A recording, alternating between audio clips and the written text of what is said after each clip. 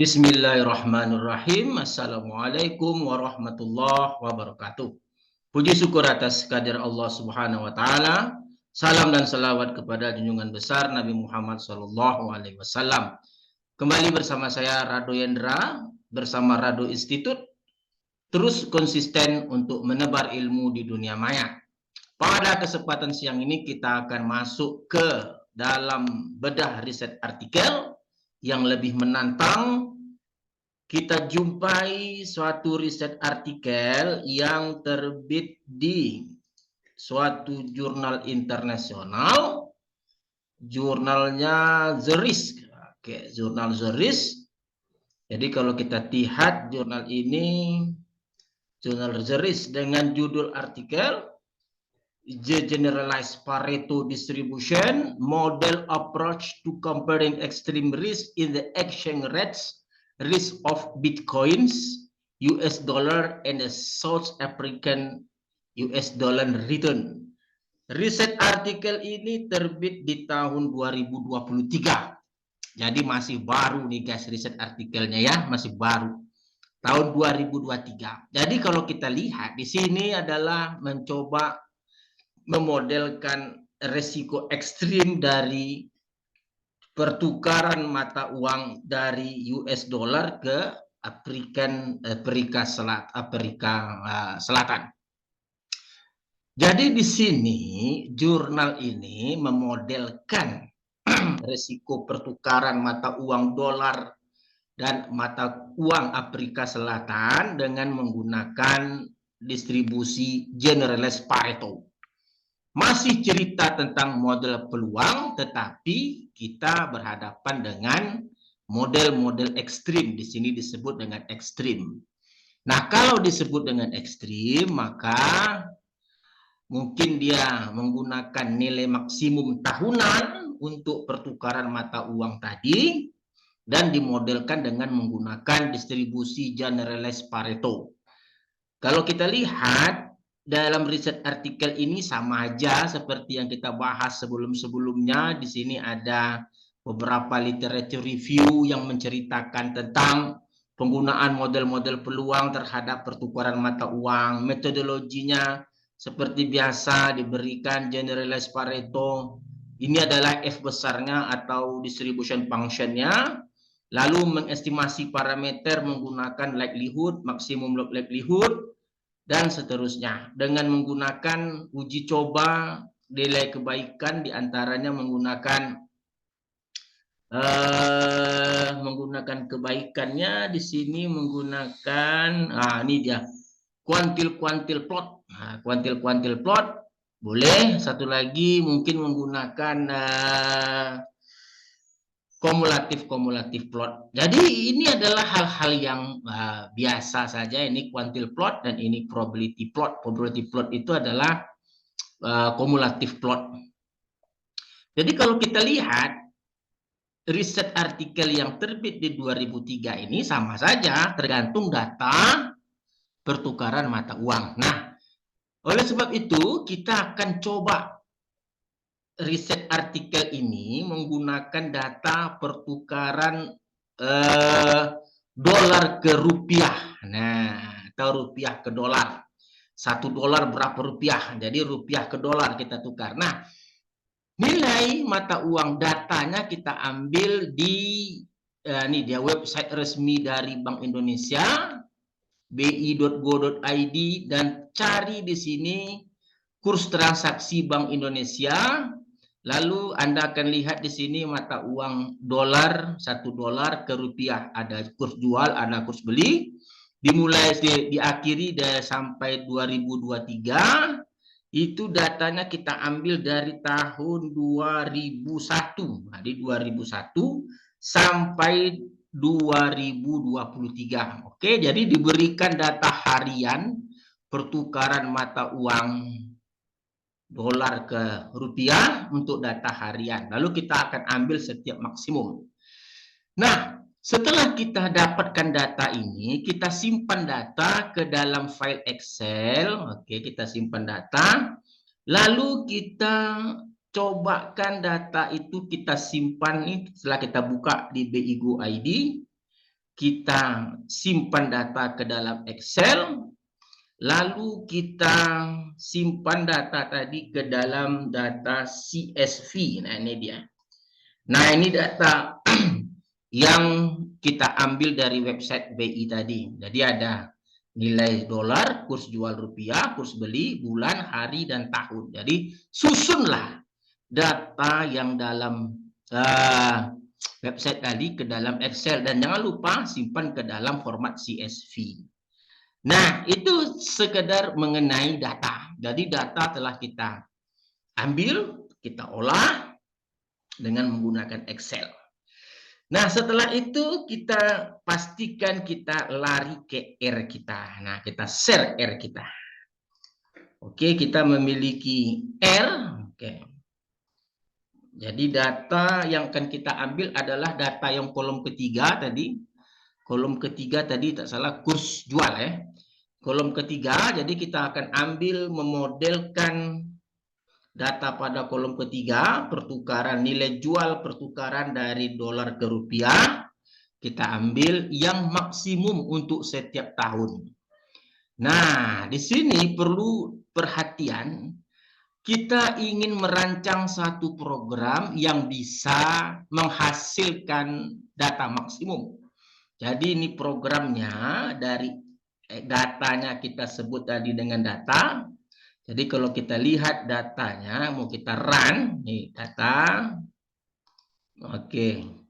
Ini tadi kita ambil dalam CSV namanya kurs transaksi, kita run. Jadi kalau kita mau melihat data kita ambil kepalanya saja, hit data. Nah, ini dia tadi data. Ada data nomor, nilai, kurs jual, kurs beli, bulan, hari, dan tahun. Jadi kita memakai data kolom ketiga saja, nilai kurs jual. Nah, untuk data kolom ketiga, ini kan tahun 2003-nya banyak.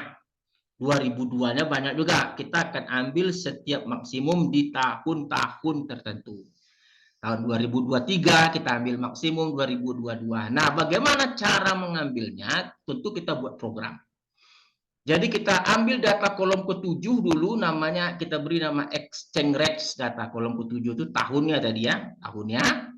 Lalu kita kasih tahu bahwa dalam data yang kita lihat aja hasilnya, dalam data yang kolom ke-7 tahun-tahun berapa saja yang ada, ini dia.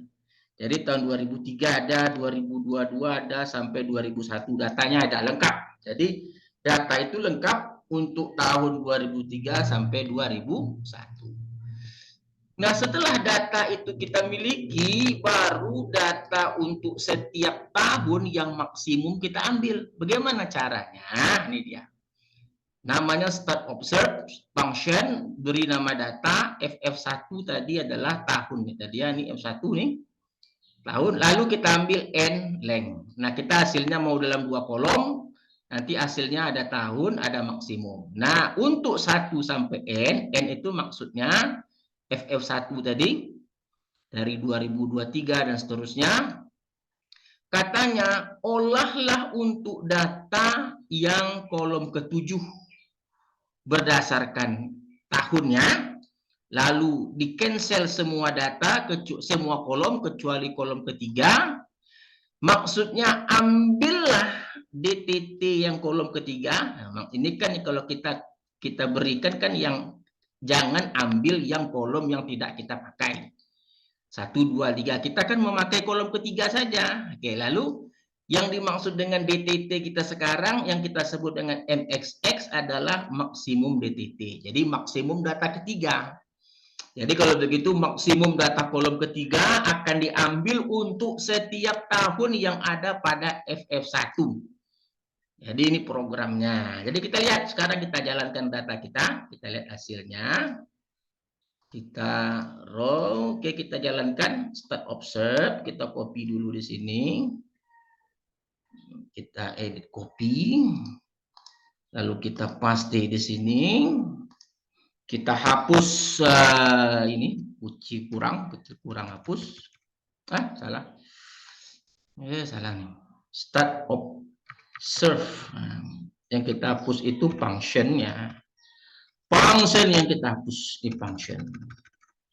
Enter. Nah, ini data kita. Jadi untuk tahun 2023 yang maksimumnya ini. Oke, 2022 maksimumnya ini dan seterusnya sampai 2021. Nah, itu dia. Jadi kalau sudah mantap di program ini, berapapun data kita tak perlu bingung. Karena program kita sudah canggih untuk mengeluarkan data. Nah, setelah data itu ada, barulah kita gunakan software Elmam. Nah, ingat software Elmam itu singkatan dari Elmomen, adalah untuk mencari parameter distribusi ekstrim. Jadi kalau Anda lihat cara memakainya, ambil package dulu, Anda install yang namanya Elmam. Di sini ada Elmom. Nah, ini Elmom. Jadi saya sudah install, perlu lagi. Kalau sudah Anda install Elmom, maka Anda akan lihat kemudahannya dalam mencari parameter dari distribusi yang akan kita gunakan di sini. Ada yang jurnal nanti generalized logistik, ada Pareto, dan ada generalized extreme value. Jadi kita gunakan 3 di sini. Kalau di jurnal 1 kita tambah 2 lagi. Jadi kalau GGF ini generalized GFV, generalized extreme value. Caranya ingat, ambil dulu Dmax. Dmax itu datanya saja, yang kolom kedua kita ambil, kita run. Jadi kalau mau lihat hasilnya, Dmax itu adalah data kolom kedua saja nih dia. Yang dari hasil nih tadi kita ambil yang kolom kedua saja. Kalau datanya sudah seperti numerik begini, tinggal jalankan program. Jadi kalau begitu, ingat, setelah Anda install Elmom, Anda panggil dulu Elmam, library Elmam. Jadi nama cara memanggilnya library Elmam. Nah, ini jalankan dulu kalau sudah diinstal. Jalankan, run. Oke, ini sudah di run library Elmam. Lalu baru Anda boleh menjalankan program. Nah, GEV ini, ingat, GEV cara memanggil parameternya pelgef. Cara menjalankan program dari Elmam itu harus dibuat dulu sum MLMU. Ingat, sum LMU ini tidak boleh salah bahasa dan katanya, ini standar. Dan ini parameter pelgef, ini artinya parameter GEV. Lalu di sini ada sisi kumulatif dari GEV. QQ adalah kuantil dari GEV, jadi sudah ada dia ya. Nah, ini alat ujinya root mean square. Oke, root mean square sudah ada.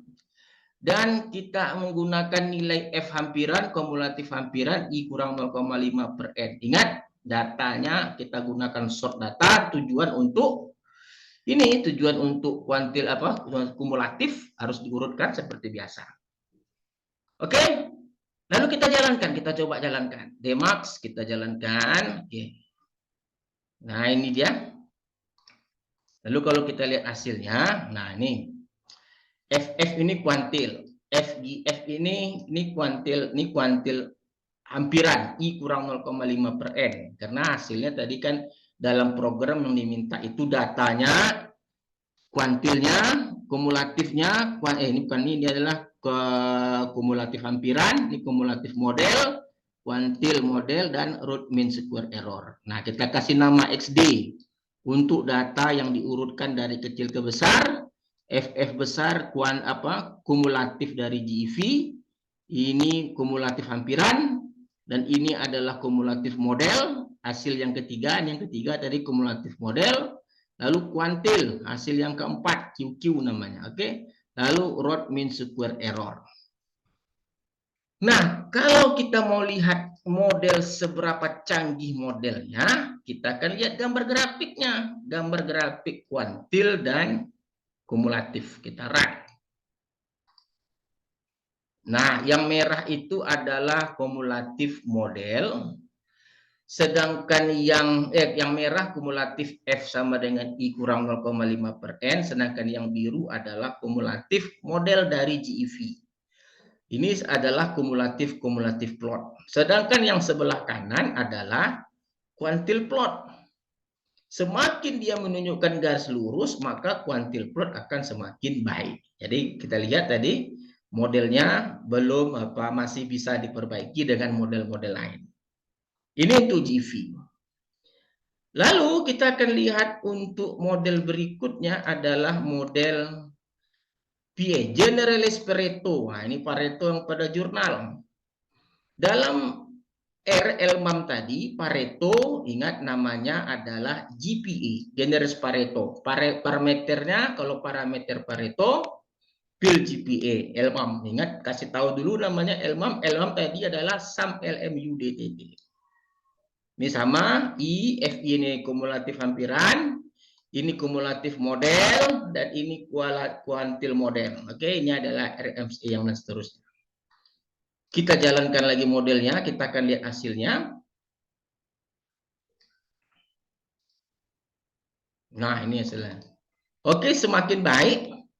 Kalau kita lihat kumulatifnya semakin dapat mengcapture warna merah. Jadi Generalist Pareto oke. Dan nilai ini hampir mirip-mirip lurus lah, tidak seperti GV tadi ya. Sudah hampir yang bagian bawah ini sudah hampir dapat lurus gitu lah. Oke. Ini adalah Generalist Pareto. Lalu kita lihat model yang terakhir adalah model Generalized Logistic. Nah, logistik. Nama dalam LMAM atau dalam R-nya Generalized Logistic itu JLO. Ingat function DTT, beritahu dulu LMAM, sum LMU, baru parameter dari Generalized Logistic namanya PEL JLO.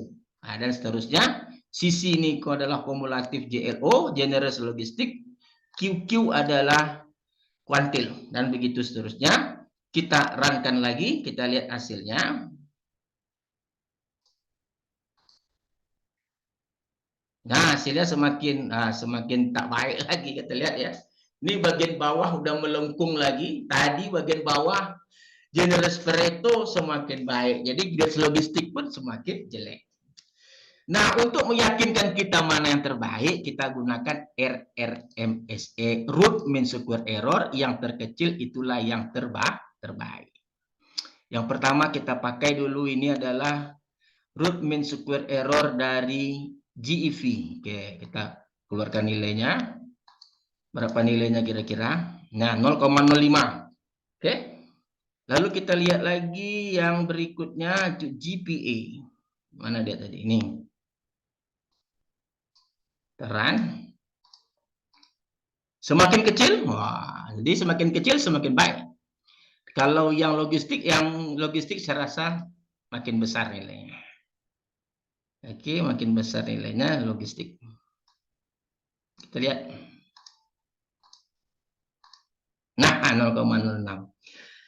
Jadi kalau begitu guys, kita sudah lihat ya, bagaimana kalau kita sudah menguasai R, seperti apapun riset artikelnya, kita akan sanggup berbuat seperti riset artikel yang dibicarakan.